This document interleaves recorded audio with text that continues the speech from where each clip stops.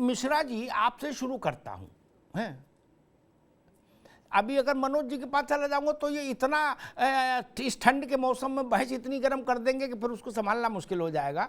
मैं उनके तेवर समझ रहा हूँ, इसलिए आपसे बात शुरू करता हूँ। बड़ा मासूम सवाल है। मैं झंझट मुक्त अभियान का समर्थक हमेशा रहा, जितना झंझट कटे उतना अच्छा। ठीक, सरसंघ चालक का मतलब जो स्थिति हिंदू धर्म में शंकराचार्य की, क्रिश्चियनिटी में पोप की, ठीक वही स्थिति बृहत्तर संघ परिवार में सरसंघ चालक की। इससे तो कोई विवाद नहीं कर सकता, जो जानते हैं। ठीक, उनका कहा अंतिम। ठीक, उसी बृहत्तर वैचारिक परिवार के अधीन भाजपा है। ठीक, क्योंकि संघ की जो प्रतिनिधि सभा होती है आप जानते होंगे, उसमें हर आनुषंगिक संगठन का मुखिया या कार्यकारी मुखिया अपना वार्षिक प्रतिवेदन सरसंघ चालक के समस्त समर्पित करता है। उसमें भाजपा भी जाती है। इसलिए ये तर्क और लोगों को दिया जा सकता है कि भाजपा अलग है, संघ अलग नहीं। मैं तो टेक्निकल फंडा जानता हूं ना। भाजपा को अपना रिपोर्ट कार्ड देना होता है बाकी संगठनों की तरह। ठीक, तो जब उनने कह दिया तो झंझट काटो। पार्लियामेंट में नहीं चल रही तो चला दो, और सबसे पहले एक शुभ काम करो, सारी जातियों को उसी तरह निरस्त कर दो जैसे देश ने ट्रिपल तलाक निरस्त किया, जैसे देश ने ये बाल विवाह निषेध किया, जैसे देश ने सती प्रथा को निषेध किया। झंझट कटे मिटे सब पीरा। मिश्रा जी बोलो, झंझट कटो, ऐसा फार्मूला कोई नहीं देगा। ये हमारा आपसे प्रेम है कि हमने ऐसी बात बताई। जी जी जी, एक ही झटके में झंझट काटो नहीं। ये जी देखिए ऐसा है अमिताभ जी, जिस तरह से जातिगत बातें हो रही है आजकल, देख रहा हूं कम से कम ये काफी दिनों से चर्चा का विषय बना हुआ है। ये व्यापक विवेचना की चीज है, पहली बात। नहीं आप कहना ना, एक मिनट भैया, आप विवेचना नहीं, ना ना ना ना, भागवत जी के बोलने के बाद विवेचना नहीं हो सकती। भागवत जी भारतीय जनता पार्टी प्रवक्ता है क्या महाराज? वो परिवार के सरपरस्त है। उसी विषय पे आ रहा हूं। अब देखिए, क्योंकि हम लोग भी संघ से हैं जुड़े हुए, हम लोग बचपन से ही संघ परिवार से जुड़े हुए हैं, तो मैं इस चीज को मैं समझ सकता हूं। लेकिन जिस तरह से भागवत जी ने कहा है, और वहां से जिस तरह से इस बात का स्पष्टीकरण भी आ चुका है, सुनील आंबेडकर जी, नहीं स्पष्टीकरण से भी बात वही है, सब कुछ आ गया। स्पष्टीकरण ना कुछ नहीं आया भैया, स्पष्टीकरण के बाद भी खटोला वही है। अमिताभ जी ना ना ना, मैं बताऊं ईमानदार हूं इस मामले में, स्पष्टीकरण के बाद भी खटोला वहीं बिछा है। स्पष्टीकरण में क्या, हम ब्राह्मण हटा दे रहे, पंडित कह दे रहे, आंबेडकर की बात रहेगी। चलो आ रहा हूं उसी विषय पे आ रहा हूं। देखिए, ऐसा है जो कि जिस तरह से 4 वर्णों का जिस तरह से हम लोगों ने देखा, वैदिक वर्ण व्यवस्था में 4 का है, ब्राह्मण हो, क्षत्रिय हो, शूद्र हो, वैश्य हो। लेकिन एक चीज बताइए, जो कि ये जो ओबीसी है, इसमें आज अगर 100 कास्ट है, मिश्रा जी अभी इतनी लंबी बहस, मैंने अभी एक प्रश्न सबसे ले लूं, एक प्रश्न, फिर लंबी बहस में जाएंगे। मूल प्रश्न, उन्होंने कहा भागवत जी ने कि पंडितों ने बनाया। ठीक, मैं अंबेडकर का सम्मान भी रख लेता हूं, झंझट में नहीं फंसता हूं। मैं तो झंझट काटने वाले टीम का आदमी हूं, झंझट में फंसाने वाला नहीं। पंडितों ने बनाया। ठीक, गीता एकमात्र ग्रंथ है विश्व का कह रहा हूं मैं, कोई विद्वान मेरी बात को टोकेगा तो मुझे अच्छा लगेगा, जिसमें फर्स्ट पर्सन में परमात्मा बोला। बाकी किसी ग्रंथ में फर्स्ट पर्सन में नहीं। नो, कुरान में पैगंबर बोलते हैं जो उनके प्रतिनिधि हैं। ठीक, वहां ईसा को लेके कहानियां हैं, बाकी वेद पुराणों में स्तुतियां हैं। उसमें भगवान खुद बोलते हैं कि सुनो अर्जुन, फर्स्ट पर्सन। उस गीता में फर्स्ट पर्सन में भगवान कृष्ण कहते हैं, मैं समाजवादी पार्टी के उसमें नहीं, आंगन में नहीं कूदूंगा भी कि मैं फिर कृष्ण जी की जात बताऊं, वो भी एक नई कहानी लड़ाई है, वो छोड़ो अभी। उसमें कृष्ण जी कहते हैं, भगवान कृष्ण, कि कर्म और गुणों के आधार पर सृष्टि को 4 वर्णों में सृजित किया है मैंने। अब बताओ किसकी माने? इनकी माने कि उनकी माने भैया शिशिर चतुर्वेदी जी? गीता माने कि भागवत माने? बताओ। जी बिल्कुल, ये तो लड़ाई हो गई गीता भागवत में है। जी जी जी जी। अमिताभ भाई, आप बहुत वरिष्ठ पत्रकार है और आपने बहुत गहन अध्ययनता से इस चर्चा को रखा है। और आज बहुत पीड़ा है। ब्रह्म समाज, जो ब्रह्म की संतान कही जाती है, ब्राह्मण समाज आज बहुत दुखी है इस बात को लेके। एक राष्ट्रवादी संगठन जो हमेशा राष्ट्र की विपत्ति के काल पे खड़ा होता है, और ऐसे संगठन जो विश्व का सबसे बड़ा संगठन है, उसके शीर्ष पद पे बैठ करके जिस तरीके से मोहन भागवत जी कह रहे हैं, वो हम लोग को चोट पहुंचाने वाला है निश्चित तौर पे। और हम लोग बहुत दुखी है। जब मैंने सुबह बयान जारी किया इस पे, इसका विरोध दर्ज कराया, तो आम्बेडकर जी सामने आ गए और उन्होंने पंडित शब्द यूज किया।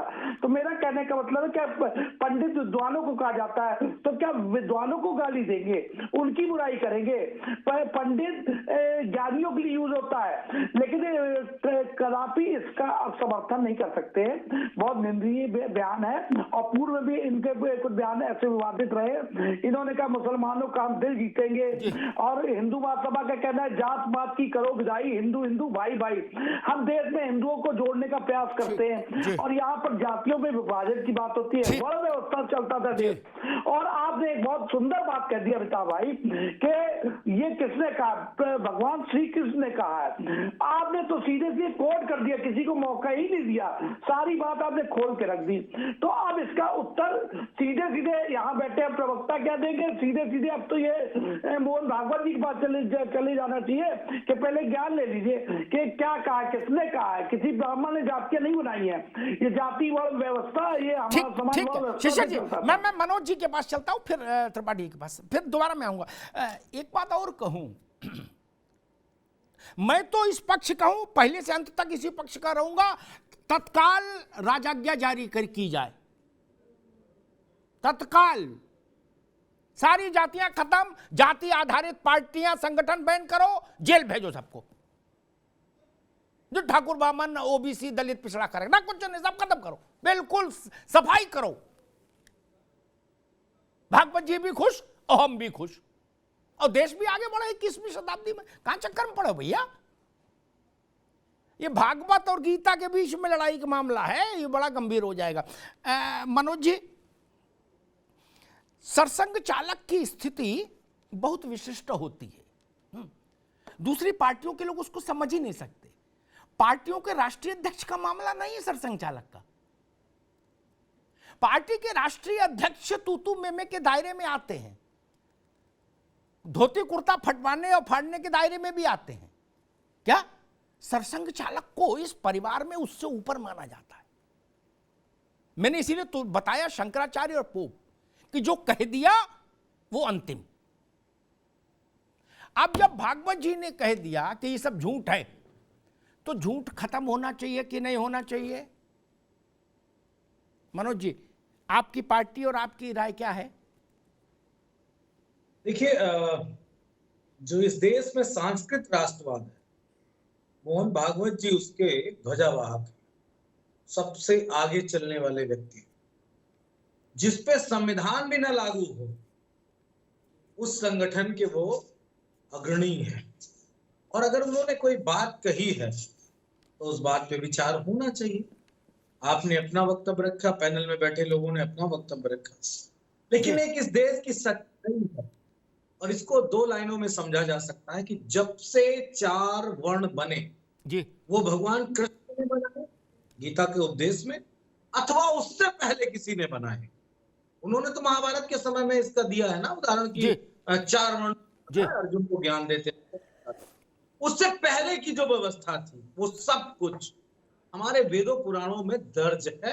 उस पे कोई चर्चा, कहीं भागने की आवश्यकता किसी को नहीं।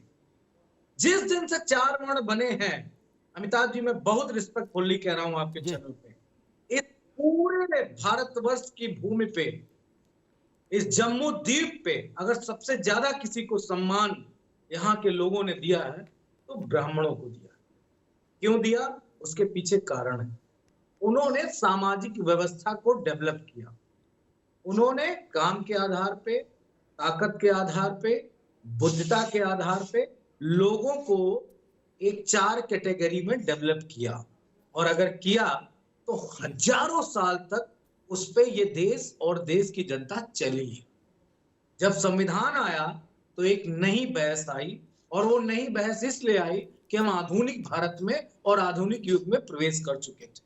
हर जो काली माँ और कौन सी माँ बीमारी के रूप में आती थी, वो चेचक, कहीं मलेरिया, कहीं दूसरी बीमारी के रूप में जानी जाने लगी, क्योंकि वैज्ञानिक युग आ, वो भी सही रहा होगा और ये भी तथ्यों के साथ सही था।